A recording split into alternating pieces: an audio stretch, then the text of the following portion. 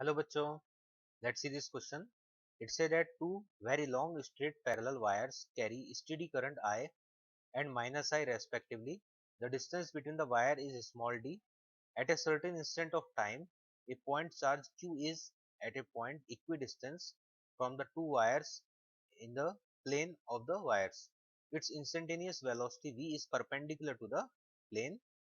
The magnitude of the force due to magnetic field acting on the charge at this instant is 1998 में question पूछा गया था। 4 options given है यहाँ पर। इस क्वेश्चन को सॉल्व करने के लिए हमारा की कॉन्सेप्ट है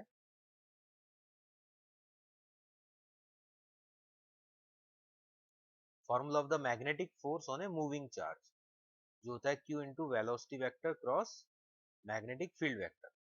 अब क्वेश्चन में जैसे इंफॉर्मेशन गिवन है, यहाँ पर हमें दो पैरेलल वायर्स लेने हैं, एक में करंट आई है और एक में माइनस आई है, मतलब अपोजिट डायरेक्शन में करंट फ्लो हो रहा है। जस्ट मिडिल में यहाँ पर एक चार्ज पार्टिकल है और ये चार्ज पार्टिकल इस प्लेन के परपेंडिकुलर मूव कर रहा है। तो प्लेन के परपेंडिकुलर में इधर लिख देता हूँ, इसका वेलोसिटी वेक्टर हो गया के कैप डायरेक्शन में। आउटवर्ड को हम के कैप बोल देंगे।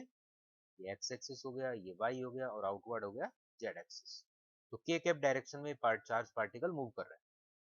अब इस पॉइंट पे हमें मैग्नेटिक फील्ड और चेक करना है, बिकॉज फोर्स कैलकुलेट करने के लिए हमें वी चाहिए और बी और चाहिए। तो बी कैलकुलेट करेंगे। Due to the first wire magnetic field will be inward and due to this second wire the magnetic field will also inward. तो दोनों के कारण मैग्नेटिक फील्ड इनवर्ड हुआ। सो बी वेक्टर का जो डायरेक्शन है वो है एक्चुअली माइनस के कैप। तो यहाँ पर एंगल जो बनेगा वेलोसिटी और मैग्नेटिक फील्ड में, वो आइदर 180 डिग्री बनेगा अगर हम चार्ज को आउटसाइड ले रहे हैं प्लस के कैप, अगर चार्ज को हम इनसाइड लें माइनस के कैप डायरेक्शन में, तब यहाँ पर थीटा 0 डिग्री बनेगा। और दोनों ही केस में यहाँ पर क्रॉस प्रोडक्ट 0 होगा। So magnetic force will be 0।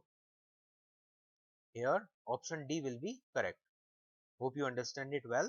Best of luck.